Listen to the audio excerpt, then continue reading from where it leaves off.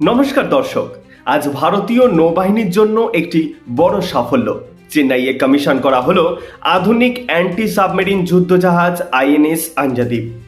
এটি বিশেষভাবে উপকূলীয় অগভীর জলে শত্রু সাবমেরিন শনাক্ত ও ধ্বংস করার জন্য তৈরি।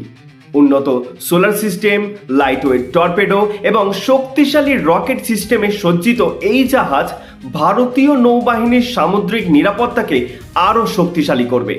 দেশীয় প্রযুক্তিতে নির্মিত এই যুদ্ধজাহাজ মেক ইন ইন্ডিয়ার উদ্যোগের আরও বড় উদাহরণ।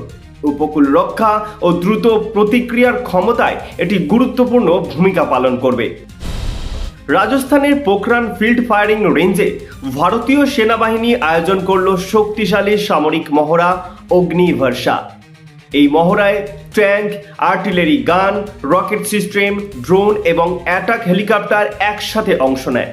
আধুনিক T-90 ট্যাঙ্ক ও K9 ভাজরা হাউইটজার থেকে শুরু করে নজরদারি ড্রোন সব মিলিয়ে দেখানো হয় ভারতের সমন্বিত যুদ্ধ ক্ষমতা।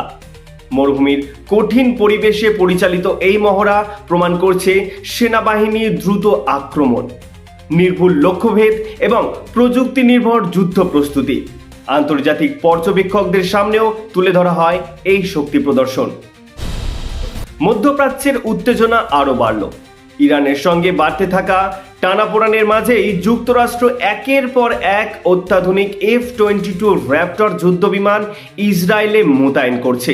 প্রায় 1 ডজন স্টেলথ ফাইটার ইতিমধ্যেই অবতরণ করছে বলে জানা গেছে সূত্র মতে। পারমাণবিক চুক্তি নিয়ে আলোচনা চললেও এই পদক্ষেপকে স্পষ্ট শক্তি প্রদর্শন হিসেবেই দেখছেন বিশ্লেষকরা। F-22 হল আমেরিকার অন্যতম শক্তিশালী ও রাডারে ধরা কঠিন যুদ্ধবিমান।